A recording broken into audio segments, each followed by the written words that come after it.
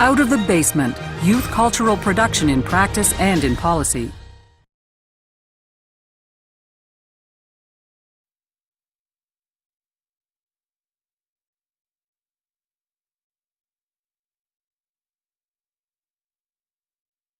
Out of the Basement first started out of what I was noticing all around me in my community.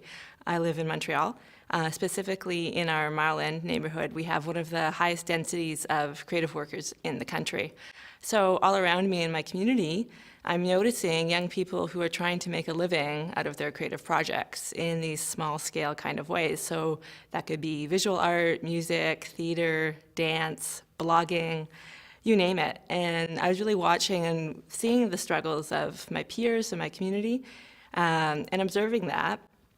And at the same time, as a researcher, not really seeing that same recognition at the research level and at the policy level. So that was really the starting point for me in my book, to look at what I was noticing, not just in my neighborhood, not just in Montreal, but across Canada and internationally, and trying to map some of that out.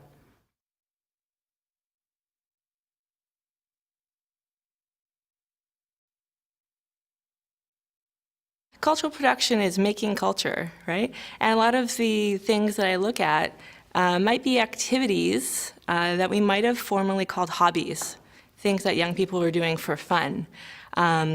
So what are people doing at home in their bedrooms or in their basements, right? That's my title, Out of the Basement. What are those small creative activities? Could be something as simple as starting a blog, right? How do we get from in that basement with that blog into making a living? So cultural production has really exploded in the 21st century. More and more young people are doing creative things, and what creative means is expanding.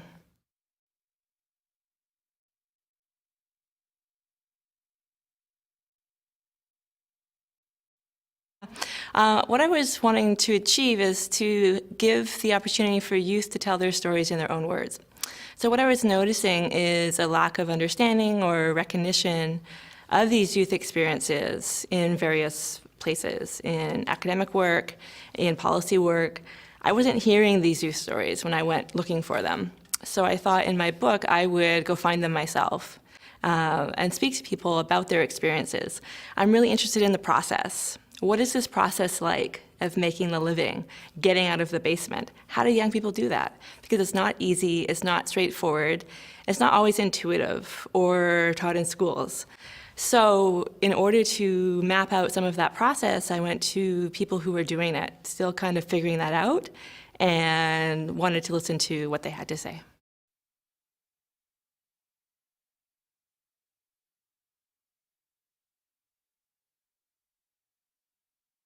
The challenges I anticipated before I had done the research, but some of the nature of the challenges are quite large. At different points, people talk about, for example, the amount of money they might earn. People can be quite candid in my book at different points. One youth respondent says, a night of work sometimes might mean $20. How do you make a living out of $20 a night? Obviously, that's not the ideal, but it's sometimes a reality. So how do we grapple with that reality? So in different people's journeys and struggles, we look at one story is one guy ends up getting booked at the border, fingerprinted and photographed, kind of treated as a criminal for trying to play a concert in the United States. So some of those things, yeah, took me off guard a little bit.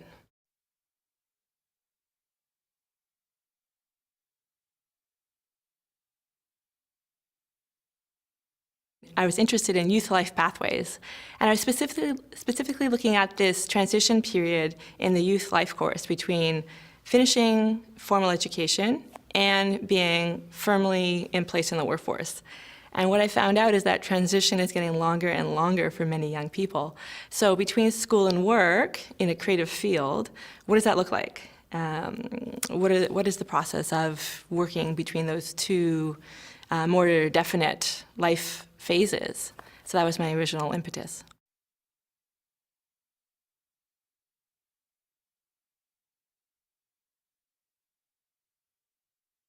I like to think it's a real possibility.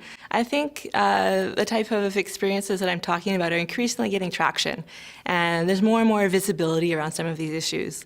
Currently, for example, in Ontario, there's a lot of discussion about the problems of unpaid internships that many youth are finding themselves in, and legislators are starting to act, are starting to recognize the types of things that I'm talking about are widespread, and are pressing problems, and they're pressing policy problems to deal with. So when I talk about youth policy, I'm looking for more visibility, and I think that's coming. First, we need more visibility. What are young people doing at work in creative fields? How can we better support that? How can we better map that out? How can we better understand what that looks like? And I think we're starting to get there, though of course there's more work to be done.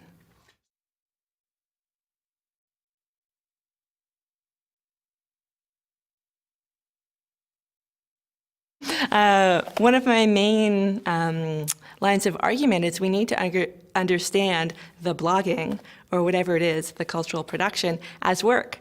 Sometimes we have this, I think, rather unfortunate archetype of the lazy hipster, right? Who just loafs around, is a privileged person, doesn't really do much, right? In opposition to that, I'm looking at people who are working really hard, trying to make these things into jobs, in light of an economic reality where stable full-time work is evaporating quite quickly. So we need to figure out, why are youth making maybe alternative career choices?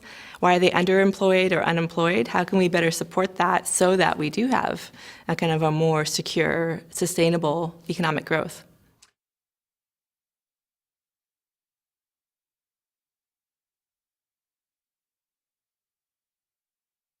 Yeah, I think the rise of young people being involved in the creative industries comes out of a number of factors. First, we have economic factors. We have a decline in stable, permanent, full-time work. The job market is not what it once was. In light of that, many young people are turning to try to make their own jobs out of creative projects, out of things that we might formerly have called hobbies. There's economic factors. Sociologically, many young people have the idea now that work should be fulfilling, it should be expressive, it should be creative, it should be glamorous, and they turn to the creative industries to find that. Unfortunately, creative industries work is not always all of those things. It's not always glamorous, it's not always fulfilling. Sometimes it involves long hours, low pay, and difficult working conditions. Going on technologically, with the digitization of media, we have an explosion of cultural production. The means or the tools of creation are now more available to a wider amount of young people than ever before.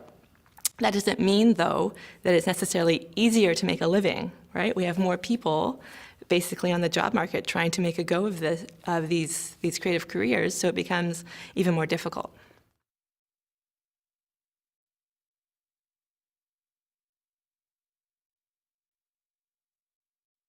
When we talk about policy, and especially cultural policy, because I'm talking about creative work, we need to recognize that cultural policy is not only, for example, cultural funding. Of course, we need sustainable core funding for creative workers and for creative projects.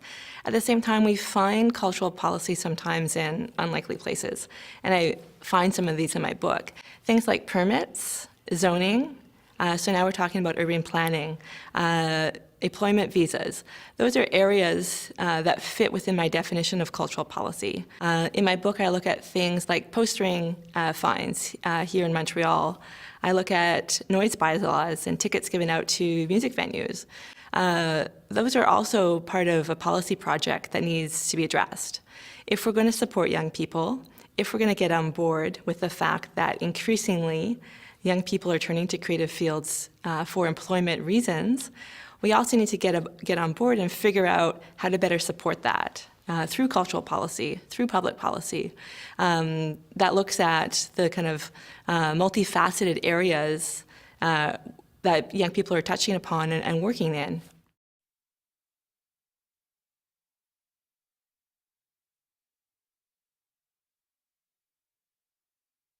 When I think of Canada, I think of a creative Canada.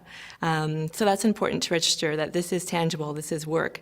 This is, in some ways, perhaps a way forward out of a declining economy. So young people are figuring out things as they go along, and we need to give them credit for that process of navigating and negotiating, how to make a living, figuring it out as they go. And through that process, many young people are acquiring a lot of tangible skills that they didn't necessarily already have. A lot of young artists, people who have expertise and skills in creative areas, don't necessarily come from a business background, don't have legal training. To make a career out of a creative project, quickly young people are going to have to figure those things out. And they do, right? So the professionalization process of getting a creative project into a sustainable living involves all of these skills that are acquired along the way.